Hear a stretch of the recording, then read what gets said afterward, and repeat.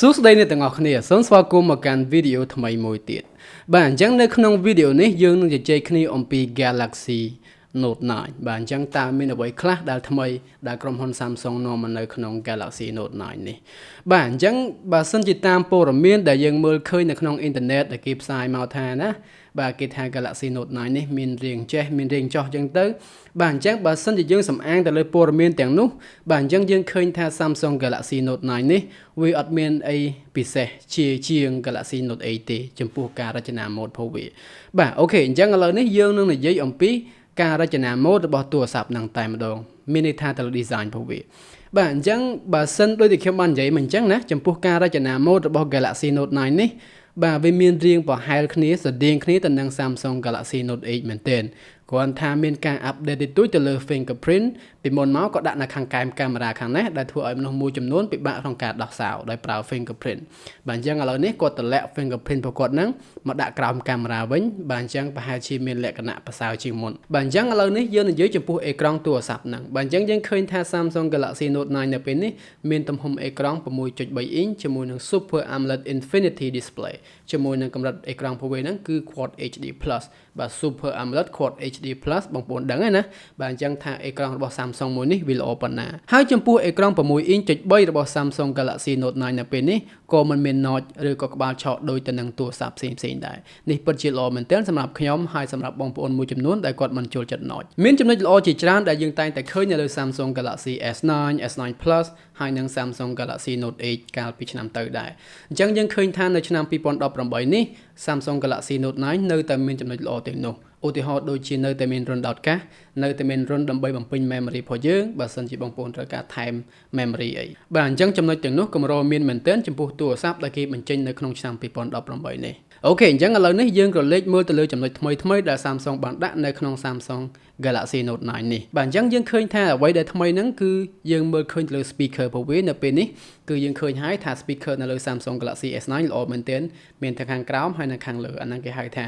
stoero speaker ណាអញ្ចឹង Samsung Galaxy Note9 នៅពេលនេះក៏មាន stoero speaker ដូចទៅនឹង Samsung Galaxy S9 ដែរអ្វីដែល update មួយទៀតហ្នឹងគឺទៅលើកាមេរ៉ារបស់វាប្រហែលជាមានស្តៀង configuration មានន័យថាកាមេរ៉ាវាអាច adjustable aperture មានន័យថា wide open បំផុតហ្នឹងគឺ aperture f1.5 បាទអញ្ចឹងនៅពេលថ្ងៃទៅកន្លែងណាដែលយើងមានភ្លើងគ្រប់គ្រាន់ទៅវានឹងដូរទៅ aperture f2.4 ដើម្បីឲ្យរូបភាពយើងមានលក្ខណៈកាន់តែច្បាស់ល្អបាទអញ្ចឹង aperture f1.5 ហ្នឹងគឺសម្រាប់ធ្វើការជួយបំភ្លឺនៅពេលយប់ដើម្បីធ្វើឲ្យយើងហ្នឹងកុំឲ្យមានដើម្បីធ្វើឲ្យរូបភាពយើងកុំឲ្យមានគ្រាប់ noise ច្រើនជាពិសេសមួយទៀតគឺដើម្បីទទួលបាននៅគេហៅថា shallow depth of field ដើម្បីចង់បាន blur background ខាងក្រោយកាន់តែខ្លាំង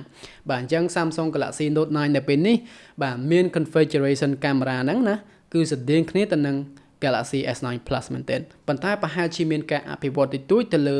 sensor size ឬក៏ megapixel វាក៏ថាបានដែរបន្ទាប់មកទៀតអ្វីដែលថ្មីនៅលើ Samsung Galaxy Note9 នេះនឹងប្រហែលជាមាន on screen fingerprint sensor ដូចទៅនឹងពពួក Vivo អញ្ចឹងប៉ុន្តែចំណុចនេះខ្ញុំមិនទាន់ហ៊ានសន្និដ្ឋានថានឹងកើតឡើងទេព្រោះអីបើសិនជាមាន fingerprint sensor នៅខាងក្រោយហើយអញ្ចឹងបើសិនជា Samsung គាត់ដាក់ fingerprint sensor នៅលើអេក្រង់មួយទៀតវាហាក់ដូចជាអត់សមហេតុផលមានខាងក្រោយមួយផងមានខាងមុខមួយផងអញ្ចឹងចំណុចនេះប្រហែលជាយើងចាំមើលទាំងអស់គ្នាអូខេអញ្ចឹងមានអ្វីដែលថ្មីទៀតបើសិនជាខ្ញុំដឹងហ្នឹងព័ត៌មានទ្រូទេខ្ញុំអត់ទាន់ច្បាស់កន្លែងហ្នឹងទេបាទប៉ុន្តែអ្វីដែលច្បាស់បំផុតហ្នឹងគឺទៅលើ Samsung Galaxy S10 បាទអញ្ចឹង Samsung Galaxy Note9 នេះគឺនឹងមានគេហៅថា earpiece on screenមានន័យថាយើងនិយាយទូរស័ព្ទទៅសំឡេងយើងនឹងចេញទៅលើអេក្រង់ហ្នឹងតែម្ដងចំពោះ microphone ដែលយើងនិយាយជាមួយទូរស័ព្ទជាមួយមិត្តភ័ក្តិយើងធម្មតាណាបាទអញ្ចឹងសំឡេងរបស់វាគឺចេញទៅលើអេក្រង់របស់យើងហ្នឹងតែម្ដងប៉ុន្តែបច្ចេកវិទ្យាហ្នឹងយើងមិនប្រកាសថាមាននៅលើ Samsung Galaxy Note9 នេះទេប៉ុន្តែយើងច្បាស់ជា 100% នឹងមាននៅលើ Samsung Galaxy S10 ព្រោះអីបច្ចេកវិទ្យាអេក្រង់នេះខ្ញុំឃើញ Samsung បានដាក់តាំងហើយបាទអញ្ចឹងយើងឃើញថាចំណុចមួយនេះគឺជាបច្ចេកវិទ្យាថ្មីមួយដែរដែលនឹងមាននៅលើ Samsung Galaxy Note9 ឬក៏ Samsung Galaxy S10 អូខេអញ្ចឹងទាំងនេះគឺជាចំណុចថ្មីដែលមាននៅលើ Samsung Galaxy Note9 ដូចដែលខ្ញុំបានរៀបរាប់មិញអញ្ចឹងបាទថាវាមានការអភិវឌ្ឍទៅលើ fingerprint របស់វាឥឡូវហ្នឹងគាត់បានដាក់ខាងក្រោមកាមេរ៉ារបស់គាត់បាទគាត់បានអភិវឌ្ឍទៅលើ speaker របស់វាឥឡូវហ្នឹងគាត់បានដាក់ dual stereo speaker ដូចទៅនឹង Samsung Galaxy S9 Plus ហ្នឹងដែរហើយឥឡូវនេះគាត់បានធ្វើការអភិវឌ្ឍទៅលើកាមេរ៉ារបស់គាត់បាទដូចដែលខ្ញុំបាននិយាយមិញហ្នឹងណាអូខ្ញុំភ្លេចប្រាប់មួយទៀតគឺទៅលើកម្លាំងថ្មរបស់ទូរស័ព្ទមួយនេះ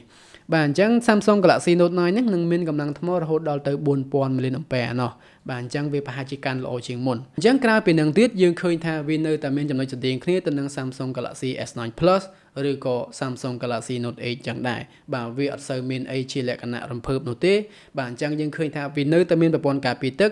វានៅតែមាន fast charge វានៅតែមាន wireless charge វានៅតែមានរុនដតកាសវានៅតែមានរុន time memory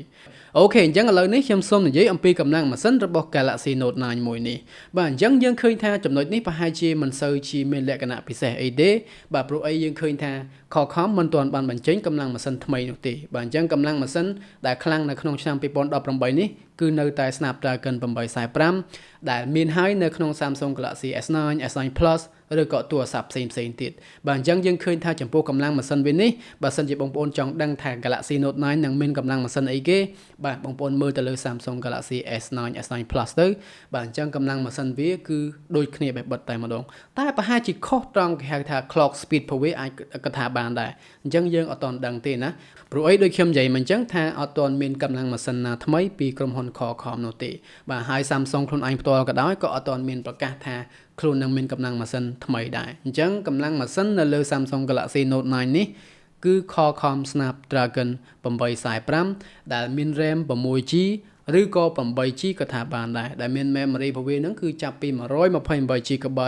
រហូតដល់ 256GB បាទអញ្ចឹងចំណុចនេះគឺធំមែនទែនចំពោះ memory របស់វាហ្នឹងហើយអ្វីដែលល្អមួយទៀតហ្នឹងដោយដែលខ្ញុំបាននិយាយពីដើមមិញណាបាទអញ្ចឹងគឺនៅតែមាន run time memory អញ្ចឹងបាទចំណុចដែលតាក់ទាញបំផុតចំពោះ Samsung Galaxy Note នេះ series Note ណាបាទគឺទៅលើ S Pen របស់វាទេបាទបើសិនជាអត់មាន S Pen ទេខ្ញុំជឿថាគេប្រហែលជាងាកទៅលើ Samsung Galaxy